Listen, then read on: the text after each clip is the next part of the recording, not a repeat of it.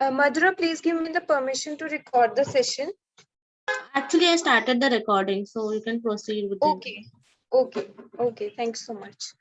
So, Dipti, may I know something about your entrepreneurial journey? Sure. Is there a specific question about that you like to know? That you can please ask that. Like, what are your educational qualifications and what made you choose this to have your career in this field? Okay, all right. I think fashion was something I really enjoyed. Like since I was a kid, I think I remember making my first sketches when I was in 7th class or something, and it's been a continued passion in my life. It was never a practical choice. I mean, coming from a South Indian family, if you're good at mathematics, you typically end up being an engineer, and that's the route that I took. I studied engineering, and then my parents are civil servants, so I thought that's again. I completely did not pay attention to what I was interested in or whatever, but I just figured, okay, this is the path that's in front of my eyes, and this is what I'll take. So I studied international development as well, and I worked briefly in livelihoods, and I worked in the education sector. Um, and then I even spent 4 years studying for civil services, which didn't work out. But so when things didn't work out, that caused me to do a lot of soul searching. And it was around the time my faith also changed. I came to know Jesus. And it was in 2014 or so, after 4 failed attempts, I was like, okay, what do I really, really want? If nothing else, if in life, if I am given a completely free choice, what would I do? Then this was my answer. And after several sleepless nights, I decided, I'll take this path because I have this one life to live. So it made most sense to do something I really enjoyed doing and that was close to my heart. So that's when I started doing. I did a year's course at NIFT at that time in the evening. During the day, I used to work with social enterprises that dealt with weavers. So that was a great experience. My first job was designing ikat saris at a social enterprise, and then working with a textile designer who had a specialization in natural dyes and weaving, doing social media work for them, etc. So about a year, by the time I finished the course, I realized, okay, I want to do something of my own now. It took some time. By the time people were invested in the idea of it, especially family, that's always your first supporters if you want to start something on your own. It took a while, so I was doing only customizations for some time, about 8 to 9 months. And then my parents gave me some space after seeing, okay, 1 year she has done this. I think this is what she wants to do. So then they gave me a bit of capital investment for the tailor as well as the machine, etc. in the space. That's why I started with that. It took me about 6 months to develop my first line, going to weavers, sourcing from there, and then looking for trims that were made by hand, etc. For me, having worked in livelihoods, having done those internships during my master's, it was important that I would use something that was local and that was handmade and that was sustainable. So only natural fibers. So even if chemical dyes, I was like, okay, let me begin with this and then we'll slowly graduate into completely organic and natural dyes or low impact dyes, right? Started off wherever I found, directly from weavers and from fair trade organizations I would source, and then took about that much time. Started off with flea markets. Like essentially for any entrepreneur, I think you take the opportunities you get, you learn from them, you go take it step by step, you create a product, and then you see how your customers liking it, not liking it, constantly take that feedback from them, and then putting it back into the product and finding that middle ground between what you want to make and what your customer is satisfied with. I think that's something very valuable I've learned in the past couple of years. So it's been close to 4 or 5 years now. And it comes with a lot of ups and downs, and it's both the challenge and the joy in it, I would say. So yeah, that's sort of in a nutshell. But if you have any specific questions within this, I'm happy to elaborate. Please tell me. Yes, and this is a very growing journey, which I can see. Like it's a very inspirational journey you had. I'm glad. Thank you. Thank you. Okay, so as you said, so what was your mission at the start of your company? Like, what did you wanted to achieve during when you started your company? Right. I think I wanted people to have a deeper appreciation of what is handmade, because over here people tend to take it for granted because it's so much around us. So I wanted to give it a shape and form. that people were able to appreciate it in a different way. Okay, I would take the same sari and then I'm turning it into, of course, we learn this in design school. But at the same time, how do I, even the colors for me, closer to my heart were very muted colors and pastel colors, muted textures. So there's nothing very shiny. So and then I made sure that there was a story to tell behind each collection. So that was my mission, in the sense that, okay, how do you create a deeper appreciation for something that's very local, but at the same time, the appeal is very, okay, I can wear this anywhere I travel to, whether it's here or if it's for a holiday in Mauritius, it is still relevant. So that was what was at the back of my mind when I started. Okay, so can we know that what are your long-term and also the short-term goals?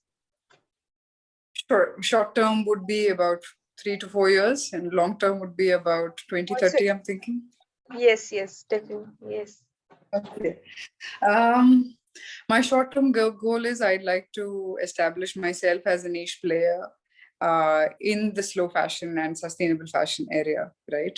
In India, first of all, and also in countries where slow and sustainable fashion is on the rise. For example, there's several European countries and some states within the US and some places in Australia where there's a greater appreciation for these things. I'd like to position myself over there as a premium brand in this area. That's one thing. That's the short term. In the long term, for my at a personal level, I'd like to also be a creative director for another larger brand, in addition to running my own label. So for me, that's the goal, so to speak. But I think I would also like to open people's eyes to the idea that fashion can be good for us. It's not the kind that is harmful for the environment as it has come to be perceived now. So through my work, I also want people to see that through the way it is made and the way the waste is managed and in the production and the supply chain and everything, that there are ways that the production can be sustainable, that neither the people nor the planet need to suffer in the process of creation. So I'd love for it to be an example in that regard as well.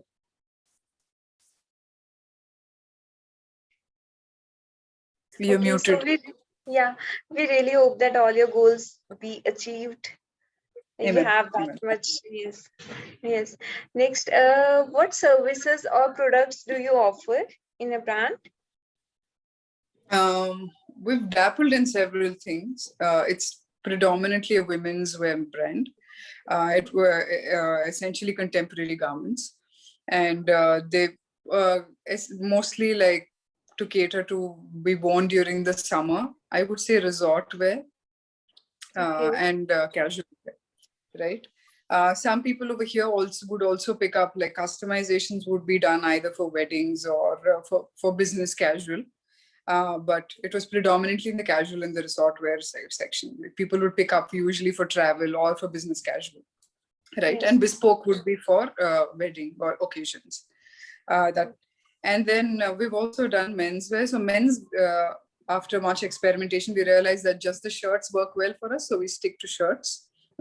We do fusion wear shirts and again, contemporary shirts, right?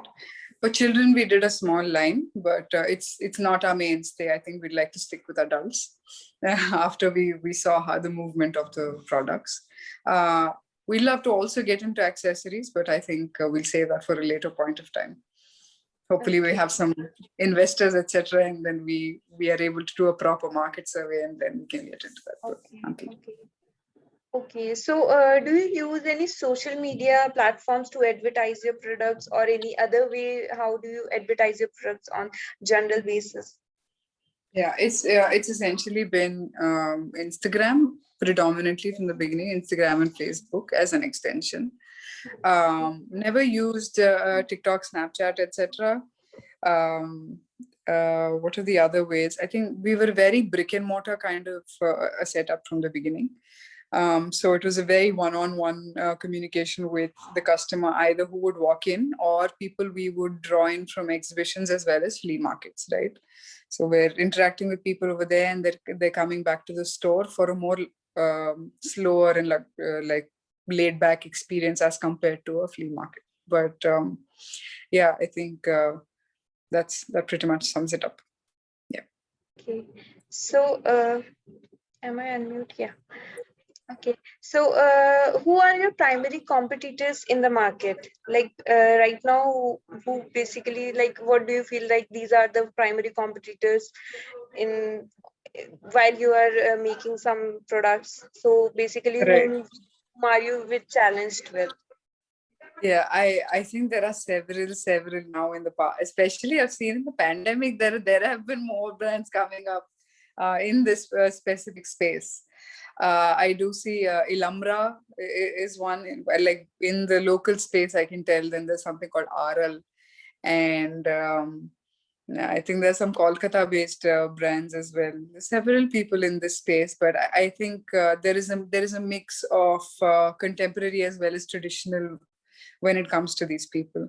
So, for example, Marty does again.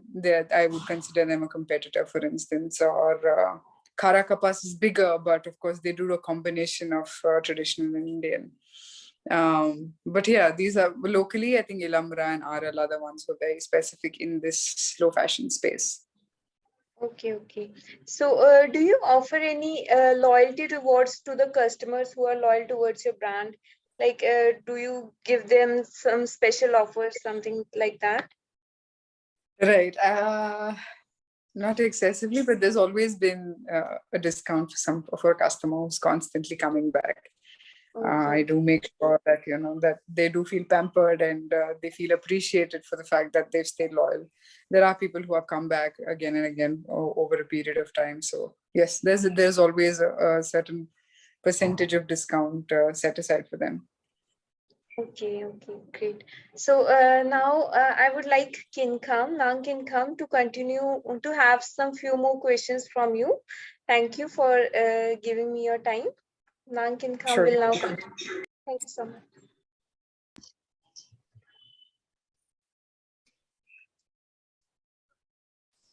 Hello, am I audible? Yes, you are. Yeah, just give me 2 minutes. Sure. Yeah. Very good afternoon, Miss Dipti. So I hope Hi. you are well. Yeah. Yes, I am. I hope you're well too. Thank you. Yeah. Thank you. So it's really interesting to know these things. Like my teammate has asked you some more questions. It's really interesting to know about your brands.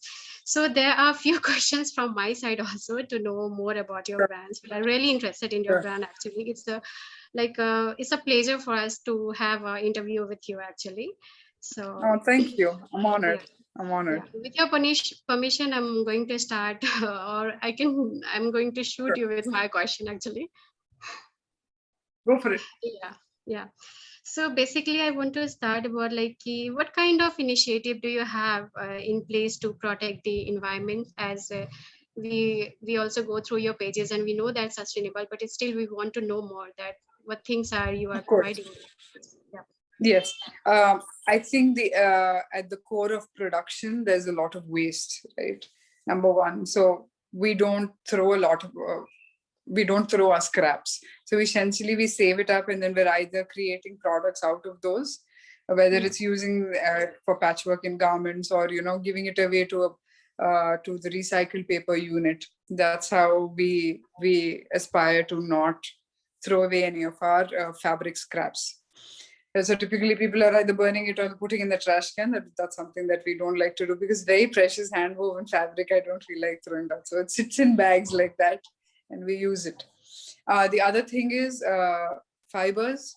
Essentially, we try to use natural fibers. Of course, cotton now has a bad rep because there's so much of a chemical that is required to produce it. So therefore, we've made that shift. So although we do want to use artisan produced ones, and which may not always be organic, so we do now go to places where, like fair trade producers, they do have some stock of organic hand woven fabrics. So we pick it up only from those people who have organic cotton or, let's say, other organic options of fabrics. Now there's so many fabrics of several natural fibers now. There's a wider range. So organic.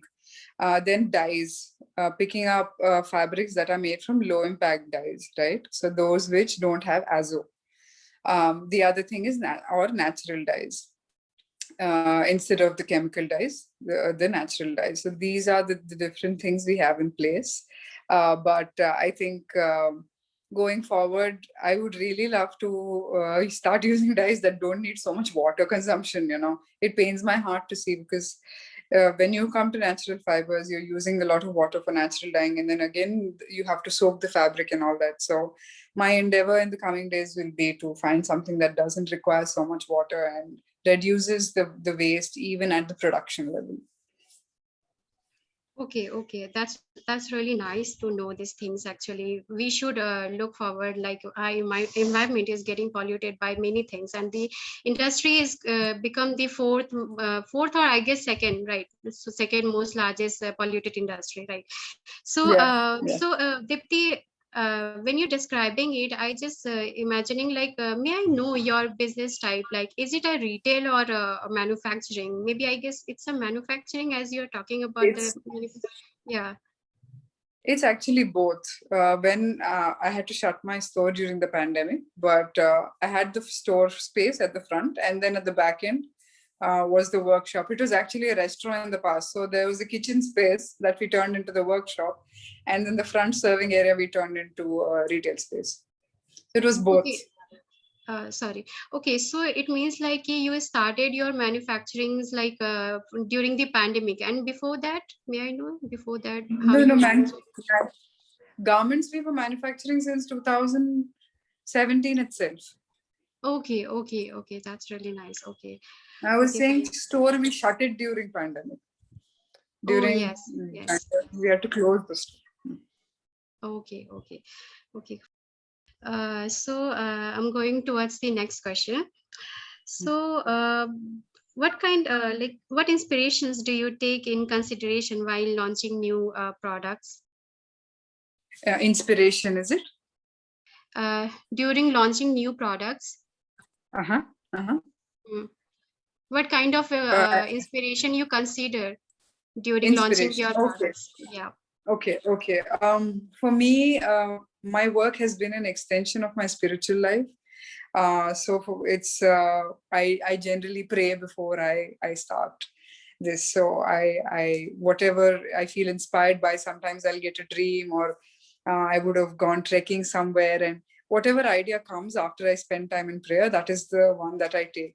So my very first one, for example, just to give you an instance, was called calm souling, because like for my spiritual journey, it's the peace that I felt in my heart. So there's a Bible verse, John 14:27, and that became the basis. So whatever signifies peace, those were the kind of inspiration images that I would take, like with the still water, or very soothing colors, and that's where the inspiration for picking up the fabrics as well as the textures came from, and trims. So yeah, that's that, a combination of both prayer as well as travel. Okay. That's really good. I mean, like, we people should follow the religions things and all, and it's really interesting to know that our entrepreneurs also following this, because basically entrepreneurs like a broad-minded and a good thinker, right? So still you are having a belief in a God is really amazing. So yeah, I'm going to ask you the another more questions actually. So may I know the what type of fabrics you are using, like as your brand is sustainable. So may I know in a detail about it, right? Sure. Like I said, we started off with cotton, and that was the regular chemical cotton that whatever weavers were giving, I wanted to just pick up directly from the weaver at prices that they give. So whatever they were initially giving me, although I knew that the chemical cotton is not good, I that was the starting point for me, right? So we started off with cotton, then there was linen as well, right? And then we wanted to shift into banana fiber, pineapple fiber, and then there was some rose petal and aloe vera fabric, etc. We've taken a lot of swatches of those, but then the pandemic also came. So it's been very predominantly cotton-based fabric sourcing for us. Just many textures within those. I think we've also tried nettle fabric from the Northeast. That was something we tried, and we made jackets from those. That's a very beautiful one. I think doesn't require too much processing as well. And then banana silk is something we had sourced. Of course, you can't call it silk, but it's a banana fiber. It's again, it's very silk-like. Yeah. Okay, it's really interesting. So as you had mentioned about the Northeastern, so basically I'm from a Northeast actually. So it's really interesting to know these things. Like even I also want to know, like if you are comfortable, can you please describe me a bit like what type of fabric you use from the Northeastern? Sure. It's called nettle, right? You know the Himalayan nettle tree? So they source the fibers from that, they convert it into a fabric. I think in the Northeast, there's so much of fabric that's made at home for to be consumed for occasions that will happen within the family, right? So I think there was a sarong kind of a thing that people would make with the nettle, and with very simple just lines at the end, with that kind of a weave that they would use for some very specific ceremony. But I just fell in love with the texture. It's essentially khadi, nettle khadi, you would actually have to call it, because it's hand spun and hand woven. So that was what I had picked up, and I remember making a men's jacket with that. So yes, very beautiful always over there. And then sometimes without even processing the nettle fiber, keeping the natural brown shades, there was another one that was there. I'm still waiting to use that. Not every client understands it, so I don't end up using so much. So, but yeah, that was something else. Yeah, actually it is. So basically generally people over there having their own handlooms, because they believe to produce their fabrics by their own self, because they have to wear Exactly. it in a regular basis, and it's very costly for them, like wearing in a Yes. regular Yeah. basis you have to pay lots of money, right? So it's really interesting, like knowing that people are also interested over there. I mean, their manufacturings and the textiles also. It's really interesting, man. So yeah, so I'm going to ask you another more. It's just a two question more. Not I'm not going to take your more time now. So No problem. how would you describe your company's success so far? Right. I think it's been several ups and downs for sure. Especially the lowest part was, I think by end of 2019 there was one show we had attempted in Milan, and then it really helped us understand, like, it's important for the designer to be there. And like there were a lot of lessons to be learned, but it was a financial loss, and it was heartbreaking to have the stock come back without much sales, etc. So there were those really bad lows, and then the other low was the pandemic itself. But thankfully there were coaches and mentors who had told me, no, you can always shift. And then that's when we did masks, and we were able to sustain for several months like that because of bulk orders, really by God's grace. But yes, I think the trajectory has definitely been in an upward fashion, in the sense starting from a garage and then going to become a Vanity Fair featured brand and all of that.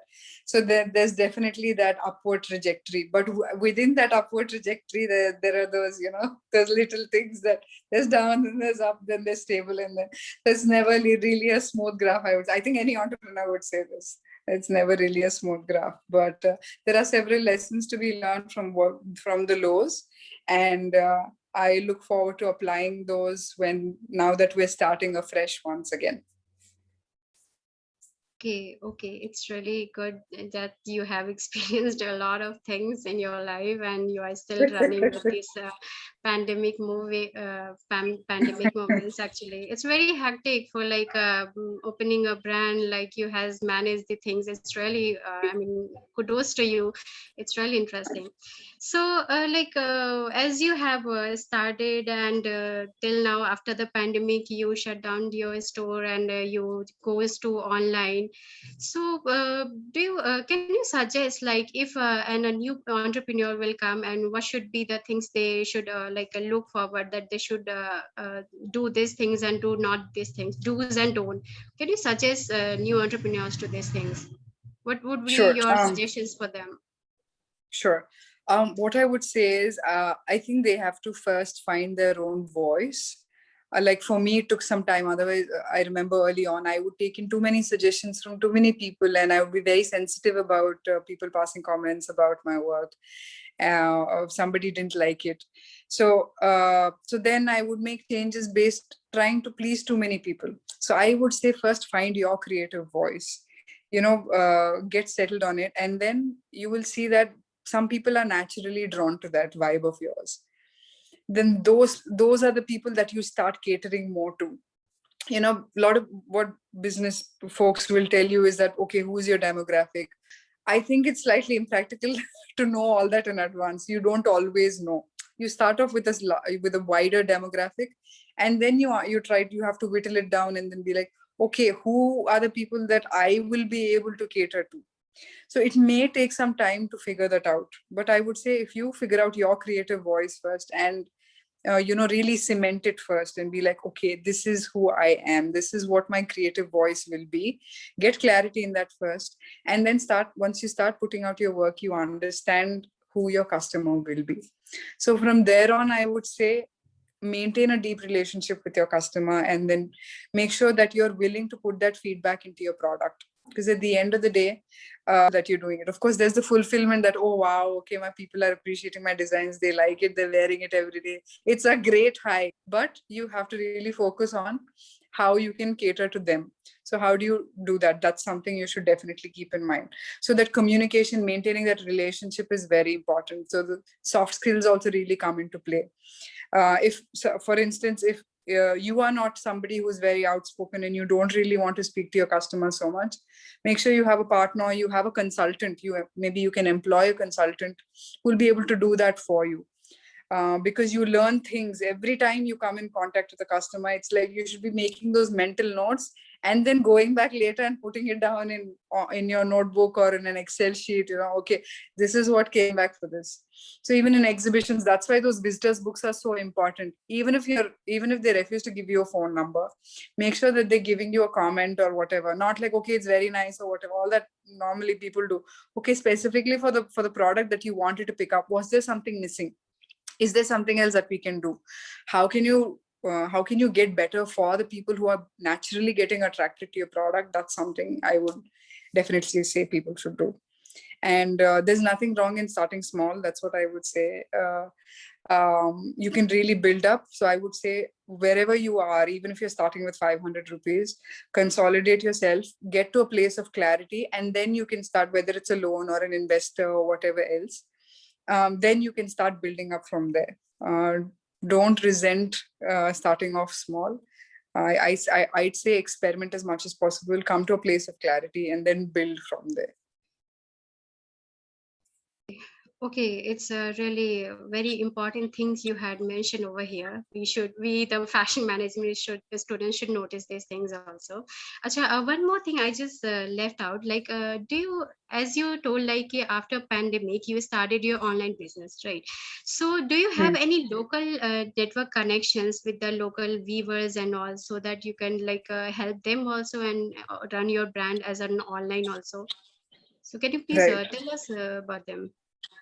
Sure. I've honestly been very, very brick and mortar from the beginning, because the touch and feel component is so high in this kind of business, and the rates of returns are pretty high if you do it online. So I've honestly, at a personal level, and I have to acknowledge that this has probably set me back by several customers. Which is why online hasn't really been a forte of mine, to be very honest. I think if an investor comes in or another partner comes in who's very digital savvy, they'll probably take it on. But my garments, I have noticed people like more when after they have worn it, they have touched it, they're like, oh, it's so soft. So for that becomes the USP and the selling factor for me. So the physical store physical exhibitions, etc., have always been a greater investment. So I think I'll need to find a middle ground over here, having a strong digital presence, but at the same time creating avenues for people to have that touch and feel. So even if there is not a conversion at the physical, they'll go back and buy digitally. So I think that needs to happen. But so far as weavers and artisans are concerned, For them, what I'm doing is through my connections over here, like in the government or whatever, over the period, whatever network I have built and through acquaintances, I'm trying to put in a word and say, okay, please go help out these people. How can we create employment for them? How can it be a sustained income for them? Because otherwise they're dropping out also. And then becoming a voice for them to speak to other foundations and other investors. That is where I come in. So my role has expanded again from designer to these things as well, because if your heart is in it, then I think you should give a voice to it. Yeah, so that's the extent to which I am doing. It's not necessarily hand holding per se, but let's see, there is one cluster that we're trying to work with right now, and see how we can improve opportunities for them while also using that in the upcoming collection. I'll keep you posted on that when we're in touch. Yeah, for sure, definitely. Acha, as you are talking about the digitally, I just want to, it's like I'm very curious about to know that. Like, which platform do you most prefer, like in a digital platform, like a social media, in a like a Instagram or a Facebook? Which platform you like to say? I mean, for me personally, Instagram has been very high on my list, simply because the returns from it in terms of visibility and in terms of especially connections with other businesses has been very high for me through that platform. Even customers to a lesser extent, but with other businesses, or to do collaborations with other businesses, and to get connected with other business people, it has been a great way. For example, Vanity Fair found me through Instagram. Like, I never approached, I never had a PR person, or for example, Indian Express, or they wanted to feature on masks, they found me there only. And then Little Black Book also, they also went. So I think it's been a great space to become visible and to be known within that space, without having a whole marketing and PR team in place. Instagram has been a great way to do that. So for me, I would say Instagram. Yeah, Instagram. Yeah, definitely. It's really a popular platform, and nowadays people literally follow more than the Facebook, actually. It's really true. Yeah.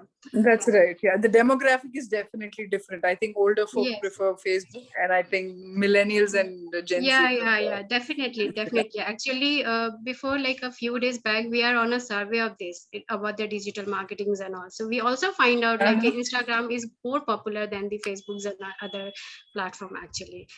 So yeah, so it's really interesting to know many things about your brand, and really we are waiting to open up your brand once again so that we can visit over there and have a look of your dreams and all, whatever you put it over there. Amen.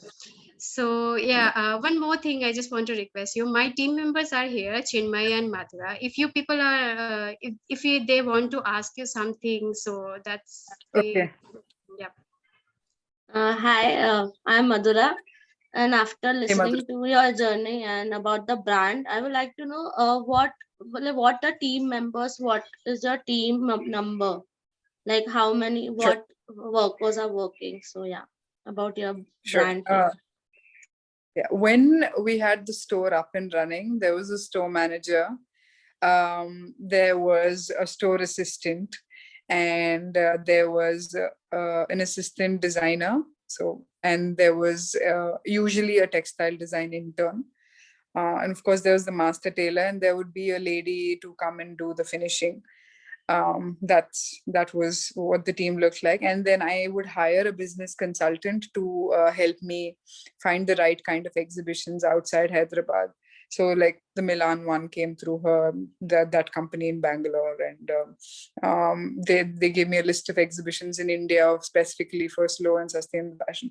So there was a business consultant as well. Yeah, I think that pretty much sums up. And of course, there were connections I'll need to make with vendors all the time. That's different. They're not employees or consultants. Thank you so Ma'am, I much. just had one question. It was a great pleasure that you gave us your time to us, because like we students are very difficult to find out the brands and to get the contact with them. So you gave your time. It's Really? very, yeah, Oh, we are like I'm very glad you happy that approached we, me, Chinmay. Yeah. So, I'm ma'am, glad. because you said that your company is mostly a brick and mortar store, it was. So, it was very difficult for you, right, to be an online presence. Yes. Yeah. And I'm still not there, I can Okay. tell you, Chinmay. Like my website still needs proper development and everything. So I've never been satisfied. Okay. I think this is, I have to acknowledge, like this is a shortcoming at Yeah, my we have end seen the also, that website. It's nice, but yeah, because you just mentioned it that needs work. you wanted to feel like Yeah. you wanted the customers to feel the fabric and then make a Yeah. purchase. So Yeah. that was missing part in digital I platform. agree. Yes, I Yeah. completely agree. And so I think a right kind of website for this kind of business will also have, of course, the pictures will really have to go deeper into the textiles and show, because Yes. that's where the beauty of the product is. It's from those textures and the amalgamation of the textures that the story is told. So really need to make slight changes to the photography and the presentation as well. And I think that's when a more impactful and effective, sale effective website can be created, I think. So yeah, it'll take a bit of investment. We're getting there. Pandemic has been rough that way, so baby steps. Mm. This is on the top of my list for sure, Yeah. because people become important when, when something hard hits you. The paying people becomes more important, and then your expenditure priorities in that order. You're like, okay, website, let's throw it aside. Tailor needs to be paid first, his family needs to eat, designer needs to be paid. That's how you start thinking. So Yeah. yeah, that's where it is. Okay. So, as you have I given will me have lots of information. last question. Oh, okay, okay. I'm sorry, sorry, sorry. It's okay. Like we wanted to know what are the difficulties or problems you are facing, like the major difficulty. So there is a need of Sure. improvement. Sure. At my end, I would say, like, especially when we had the store space, there was a lot of fixed expenditure, right? So that was one lesson I learned, is that how do we shave down and bring down the fixed costs, so that you're able to allocate more to the fabric sourcing as well as marketing, especially advertising expenditure, etc. And like going exhibition expenditure and what's that, conveyance expenditure that needs to be done.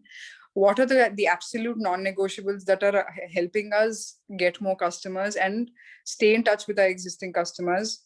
What was the expenditure that was unnecessary? So shaving those down and understanding the absolute necessary fixed costs and working on those is something that I would say that needs to be fixed going forward. And of course the digital element as well. How do we balance out the touch and feel along with the need for being present digitally? I would say that. Yeah. Okay. So, any more questions? No, it Okay. was. Does that answer your question? Do you need any more? Do you want more points for that? No, no, it's okay. Like, yeah, one last question. Like, how is surviving slow fashion? Like, people are preferring fast fashion now, the millennials. So, how are we, like, what strategies do you use or something? What makes you survive in the as a slow fashion brand? Right. So here's the thing. I think we need to get out of that mindset that clothes are something that I use and throw. So it's really about helping see people helping people see clothes in a different light. How do you bring about that behavioral change? I think there's so many companies and organizations that are working. Of course, not just brands, but there are a lot of you'll see slow fashion movement, fashion revolution, etc., who are constantly talking about these things so that people's mindsets are changed, especially about how workers are treated badly in fast fashion houses, how they're not paid on time, how they're not paid well, they work such long hours. So it's really about putting that information out there and helping people see, okay, slow fashion is the way to go going forward. And please don't buy clothes just because it's going to fill your closet. You really have to be more mindful about your consumption. So when you're doing that, when the number of garments that you buy are coming down, the price automatically goes up. So you have to invest in more like classic pieces that you'll wear more number of times. It serves you for a longer duration. So I think it's how do I survive?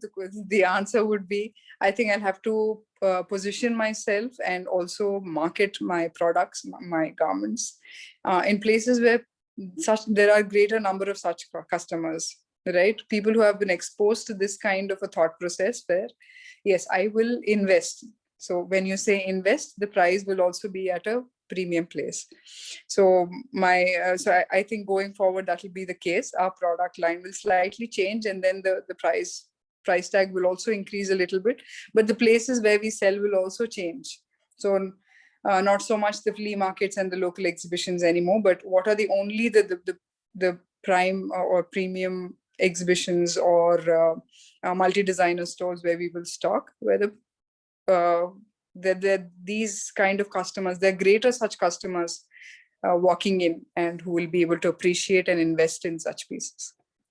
So yeah, that will be going forward. And yeah, if any, and then diversifying our product range wherever necessary. For instance, during the pandemic, we completely shifted to masks, and we made organic cotton masks, triple layer and with nose wire and thread and whatnot.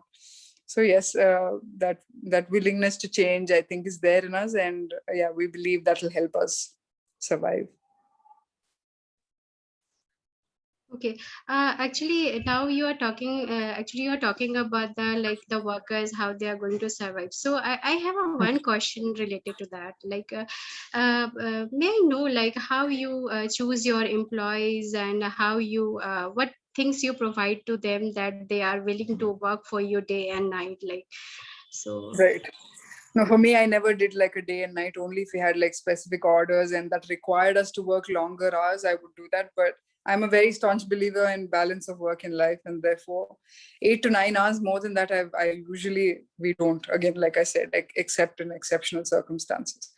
So then I think again, this is a lesson I've learned in over the years, is that you need to take care of them like family, and you need to become involved in their family life as well, especially if it's your tailor, whoever it is, or somebody, the vendor, whoever else, an artisan.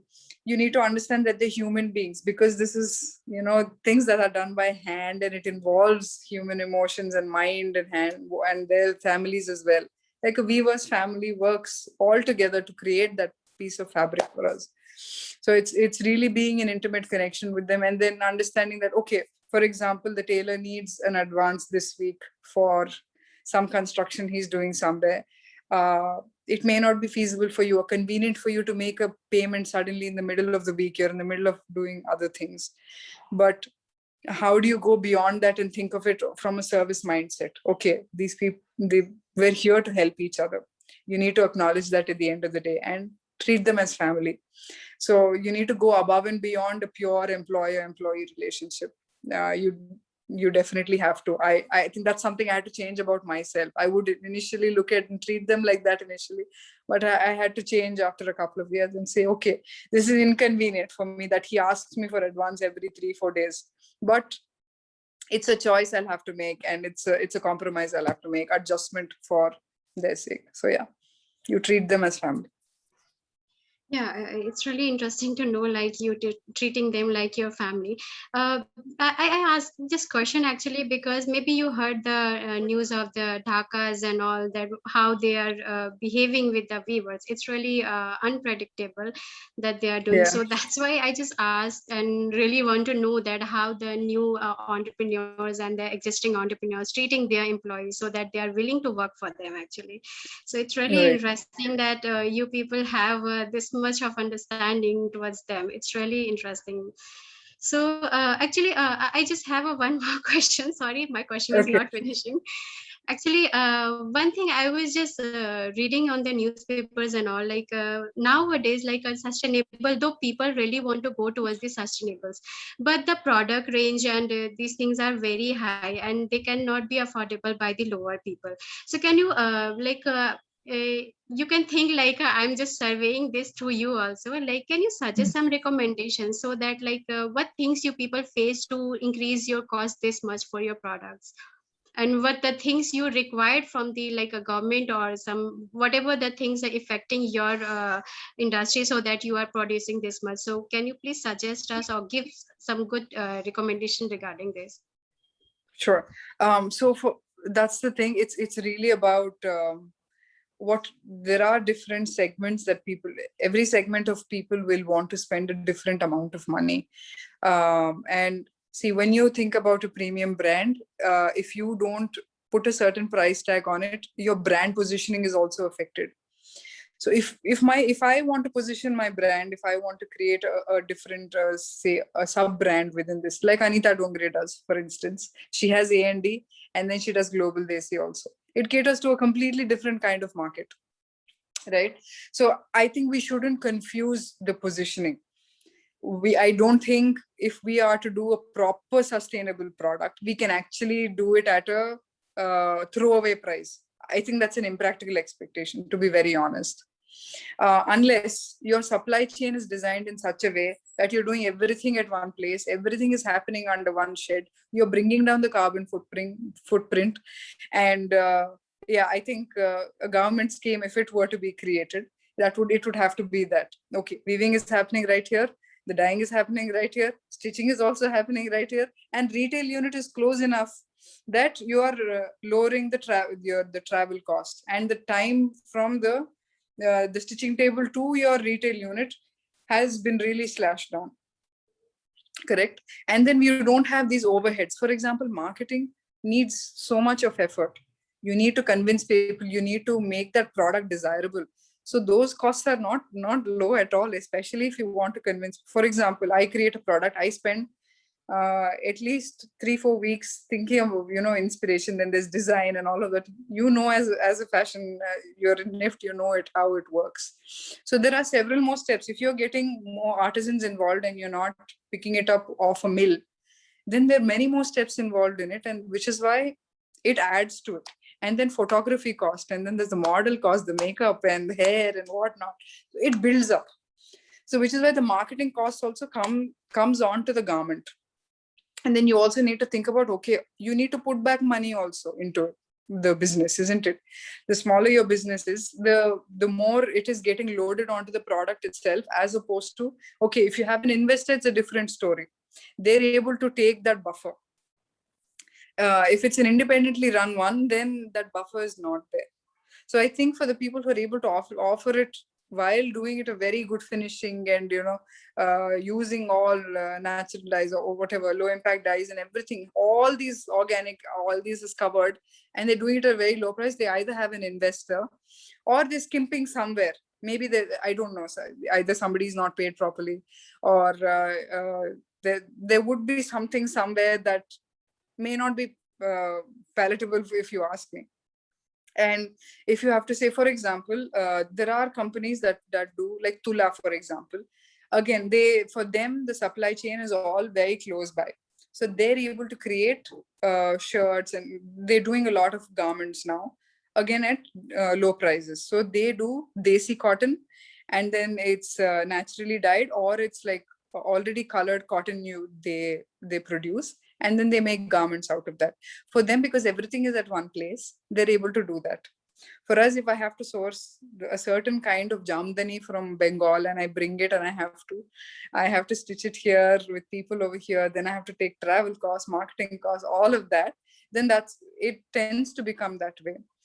So if we have to stay competitive, then we're having to increase our price to survive also. So I think in a nutshell, I would say, but if you bring everything under one roof, then it becomes possible. Okay, yeah, actually, it's really true that you people also have to pay this much to the other third persons, and you have to keep these things like in your minds and regarding of that after you are increasing your products range and all. It's really true, actually. So, I just also one more thing in my mind. Actually, it's I think a very big topic nowadays in a fashion industries. That is like regarding the leather products. I just want to know that, nowadays, in a sustainable way, people also producing the leather, sustainable leathers also. So, do you have any plan to use in your future? Do you include these things, leathers, natural leathers, in your future brands and products? I hope to do so. I sincerely hope to do so, because I do want to have a footwear line at some point. But I turned vegan myself 2 years ago, so animal leather is out of the question. But yes, there's a lot of leather being made from pineapple and cactus and mushroom. But several of those, I think not everything can be made without a lot of chemical usage. So anything that I would pick up, I would like to pick up something that doesn't require a lot of pre-treatment. So in the process of pre-treatment, if you're leaving a lot of effluents into the environment, then it becomes a useless process, right? You can't call it sustainable anymore. Like, what is sustainable? Okay, fine, maybe, okay, you're using ethical labor, okay, you're using a natural fiber, but you're negating it with the use of all these effluents. So yes, I'd like to pick up something that doesn't require all this. I think there's something being made from remains of coconut water, I think, whatever, or coconut fiber. There's a fiber like that, I think, something along those lines, or even recycled fabric. A combination of these things I'd love to use in footwear and accessories later. Yeah. Actually, regarding the coconuts, we already have, like, in a south, one person is from, like, maybe out of India. They're producing the Okay. leather out of the coconut and all. So Yeah. it's really interesting to be, like, having this much this kind of people who is really thinking towards our environments and all. And we also, the younger people, really know and want to know more about this, so that we can go towards the sustainable, because it's really a huge topic, and it's coming like a upcoming generation, you can say that people are going to prefer more sustainable things, just because Right. to save our earth, right? So it's really interesting, like, to aware people about the sustainable and many things, and your brand is doing these things. It's really like hats off to you people, you guys, like, you are awareing us to move towards our, like, own culture, ancient culture, you can say that, like. And in fact, in my culture, people are, like, totally sustainable towards these things. So Right. it's really having such a kind of people in our earth. It's really important. Actually, we really need it nowadays, because the pollutions and the environment is really not free from these kind of pollution. Not only the fabrics also, but the chemicals and whatever the factories are using. So yeah, it's really, your points are really relevant to that, and it's really helpful for us to know more about these things. And we are also really looking forward for your brand to be open on ground, so that we can visit once. So it For would sure. be so good for us also. So yeah, now we are not going to invest your more time. So just we just want to thank you, thank you so much for giving this pleasure to us, and it's really Yes. helpful for us, for our assignment also. And we are really going to mention your name over there, and everything whatever you mention over here. So it's really helpful, Miss Dipti Mirnalini. Thank you so much. Thank you. So Thank you so much. It's a Thank you so much. pleasure. yeah. And for You're your most constant welcome. support through Message. WhatsApp and call, like I had been calling Yeah, you so it's a many highly times. appreciated, literally, because we are from our we are in a first semester, and we are looking forward some people to tell about their brands, so that we can aware other peoples also. But they are, like, kind of like hiding, or maybe they really don't want to share. But we really appreciate you, that you really helped us a lot in this our You're welcome. assignment, and it's really good for us also, for our growth. Thank you so much. Thank you so much. God bless Hope you. to meet you again if you if we get I'm any game. time. And Yeah, yeah, sure. I'm game. Let's meet up for a coffee sometime. Let me yeah, know. yeah, for sure. Definitely, for sure. It's really All good. right. All And the best. I really, hope you do. yeah. Yeah. I hope you do well on your assignment. I'm sure it'll go great. Let me know how your presentation goes. Yeah. Yeah, for sure, for sure. Definitely, we are going to tell you about the whatever the process and what the things are going to be happening. Okay. Awesome. Thank you. Awesome. Awesome. Yeah. Welcome. Thank you Keep so in much, touch. Dipti Have a Mirnalini. nice Yeah, day. yeah, Bye. for sure. Have a nice day. Bye bye. You too. Bye. Bye, everyone. Thank you. Bye bye. Bye. Bye. Bye.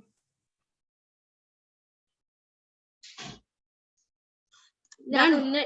1 घंटा दिया है, पता है, अभी exact 1 घंटा हुआ है। पता है मुझे, खींचना जरूरी है ना, क्योंकि देख अगर हमारा काम है तो हमें खींचना वही। होगा। अरे तो ये चीज उनको है ना ना। अपन जो रिपोर्ट बनाएंगे ना उनको भी प्रोवाइड कर देंगे, लाइक वी मेड हाँ, दिस पूरा रिपोर्ट ऑन योर जितना भी ब्रांड, हम बनाने वाले हैं ना डॉक्यूमेंट्स, वो वी उनको प्रोवाइड। फॉरवर्ड कर देंगे, है ना। तो ये चीज है। अभी आई थिंक ये होप कि हमें बहुत ज्यादा, और सुनो